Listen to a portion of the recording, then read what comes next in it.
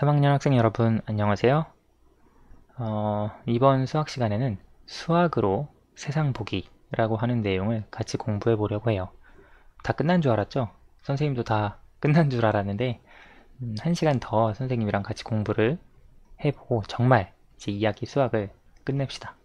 수학 교과서 144쪽, 145쪽에 있는 내용이거든요. 이번 시간에 사실 배울 내용은 우리가 2학기 때 공부했던 수학 내용을 그냥 총 정리한다 라고 생각을 하시면 돼요. 그리고 총 정리한다라고 해서 시험을 보거나 문제를 풀거나 하는 것은 아니고요. 우리가 어떤 내용을 2학기에 공부를 했었는지 간단하게 되돌아보고 복습하는 그런 시간이라고 생각을 하시면 되겠습니다. 자, 그러면 수학 교과서 144쪽 펴주세요. 정말 마지막 수학 시간 같이 공부해 봅시다. 144쪽에 보면 곱셈과 나눗셈 하는 방법을 배웠어 라고 한 아이가 말을 하고 있는데요. 지금 여기에 보면 3학년 2학기에 배운 수학이 나와 있습니다. 화살표가 4가지 색깔로 되어 있는데요. 지금 잘 보이나요, 여러분 교과서에? 여기에 보면 수와 연산, 도형, 측정, 그리고 이게 선생님이 보니까 자료와 가능성이라고 되어 있습니다. 이게 이제 3학년 2학기에 배운 수학들인데요. 우리가 먼저 수와 연산 파트, 수와 연산에 대해서 수와 연산과 관련되어서 공부했던 내용은 이 내용은 너무 작아서 몇십몇 곱하기 몇십몇인가요?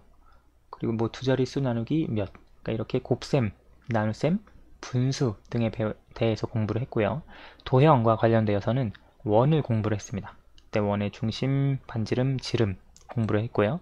그 다음 측정과 관련해서는 우리가 5단원에서 들이와 무게 공부했었죠. 그래서 들이 재기, 무게 재기도 했고 단위도 공부했고요. 그 다음에 자료와 가능성에서는 가장 최근에 마지막 6단원에서 자료를 정리하는 것, 표로 정리하고 그림 그래프로 정리하는 것, 그런 것에 대해서 공부했었습니다. 그렇죠. 사실 2학기에 공부한 내용은 이게 전부예요. 자, 아래 보면 한 학기 동안 수학 시간에 배운 내용을 모든 친구들과 이야기해 봅시다. 그림으로 그려서 게시판에 붙여봅시다. 그러면 우리가 이번 단원에서 공부한 내용을 한번 간단하게 선생님이 그림으로 표현을 해볼게요. 보면 우리가 3학년 2학기죠. 2학기에 배운 수학 단원 순서 1단원부터 아니어도 상관없어요. 그래서 아까 표현이 되었던 내용을 가지고 한번 그려볼게요. 동그라미를 좀 마지막이니까 그나마 좀 동그랗게 그려보려고요. 자, 같이 볼게요. 우리가 아까 지금 거기에서도 나눠져 있었던 것처럼 수와 연산이라고 하는 파트가 있거든요. 이제 수와 연산은 뭐냐면 아무튼 숫자가 있고 그 다음에 계산과 관련되어 있는 영역이라고 생각을 하시면 됩니다. 우리가 수와 연산에 대해서 공부했던 것은 곱셈 공부했었죠. 곱셈 공부하고 나눗셈 공부했었습니다. 그리고 분수 공부를 했었어요. 그래서 이것이 전부 다 2학기의 수학 중에서 가장 많이 공부했던 파트가 수와 연산과 관련된 파트예요. 그렇죠. 그리고 나머지는 거의 다 비슷한 양만큼 공부를 했는데 5단원에서 공부했던 거, 여러분 어렵지 않게 공부했던 것이 측정이 있었죠. 선생님이 이 측정에서 공부했던 것이 그 들이와 무게. 선생님이 들이와 무게 수업 단원 도입할 때 여러분 보니까 다람쥐가 아니죠. 강아지라고 썼던 거. 그게 되게 인상 깊었나 봐요. 선생님이 실수를 했던 내용들이 굉장히 댓글로 여러분들이 반응을 많이 보여줬는데 아무튼 그런 단원 그게 아니죠. 참 그거는 6단원이죠. 미안합니다. 아닌가? 5단원인가? 어떤 단원이었는지 모르겠는데 아무튼 선생님이 그 단원 도입이 굉장히 인상 깊었던 단원이 하나 있었고요. 아무튼 측정 파트에서 들이와 무게가 있고 그 다음에 또 공부했던 내용은 도형. 아마 여러분 도형에서 가장 어려웠던 것은 컴퍼스 사용법을 가장 어려워하더라고요. 그렇죠. 물론 그게 처음에는 좀 익숙하지 않을 수 있는데 하다 보면 조금 더 편해지고 동그란 원을 만들 수 있게 될 거예요. 그렇기 위해서 가장 중요한 것은 반복하는 것, 연습하는 것이라고 하는 거 기억해 두시고요. 그리고 또 이 외에 그 자료와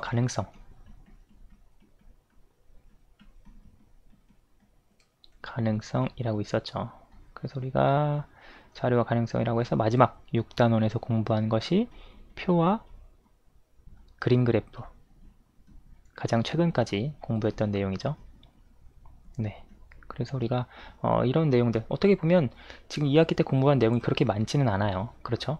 그렇지만 중요한 것이 이 내용들이 여러분 아마 4학년, 그리고 5학년, 6학년 계속 이어지기 때문에 지금 여기서 공부했던 내용들을 잘 기억을 하고 있어야 다음 학년에서 배우는 수학 공부할 때도 어렵지 않게 쉽게 잘 이해를 할 수 있을 거예요. 그렇기 때문에 혹시 이번 2학기 때 공부했던 내용 중에 좀 어렵거나 아직 잘 모르겠는 내용들이 있다면 겨울방학을 맞아서 조금 더 복습을 해보고 4학년에 올라가면 좀 더 도움이 될 것 같아요. 자, 그러면 2학기 내용을 간단하게 정리를 해봤고요. 다시 144쪽으로 돌아가서 아래 보면 우리가 가장 좋아하는 급식 음식을 알아봅시다. 이거는 딱 보니까 6단원과 관련된 내용이네요. 우리 이런 거 많이 했었죠. 조사하는 것. 우리가 가장 좋아하는 급식 음식을 어떻게 알 수 있을까요? 이건 뭐 교실에 친구들하고 같이 있다면 친구들에게 물어봐서 알 수가 있고요. 혹은 각각의 모둠에서 조사를 하고 그 조사한 내용을 합쳐서 우리 학급에서 가장 좋아하는 음식을 골라줄 수도 있습니다. 그렇죠? 그래서 뭐 물어볼 수도 있고요. 아니면 모둠에서 같이 조사를 한 다음에 합칠 수도 있고요. 우리 반 학생들이 좋아하는 급식 음식을 조사하여 그림 그래프로 나타내어 보세요. 지금 근데 급식 후보가 그냥 아무 뭐 조건 없이 어떤 음식을 좋아하니 물어보는 게 아니라 후보가 있더라고요. 145쪽을 한번 보세요.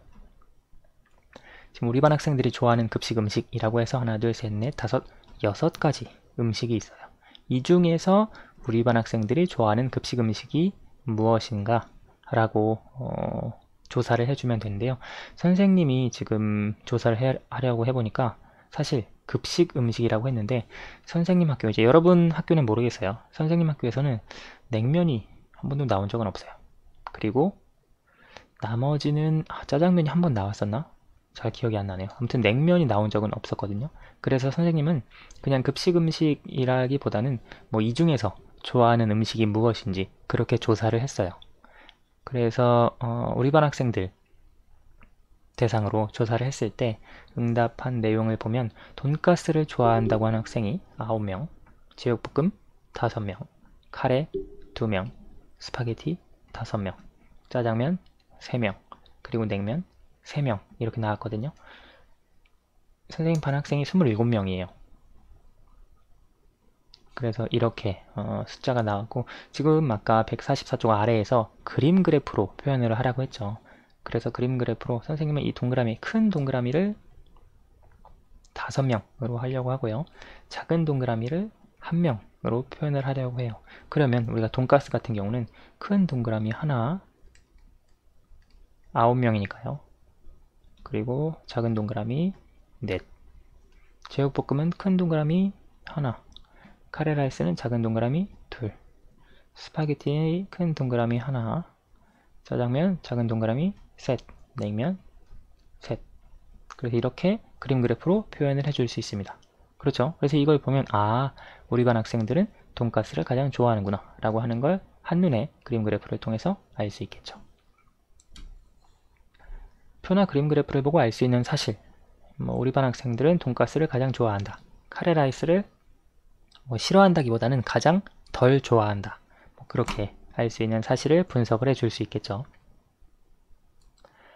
자, 이번 학기에 배운 내용을 우리 주변에서 찾아봅시다. 우리가 사는 세상에 수학이 어떻게 사용되는지 자유롭게 이야기해보세요.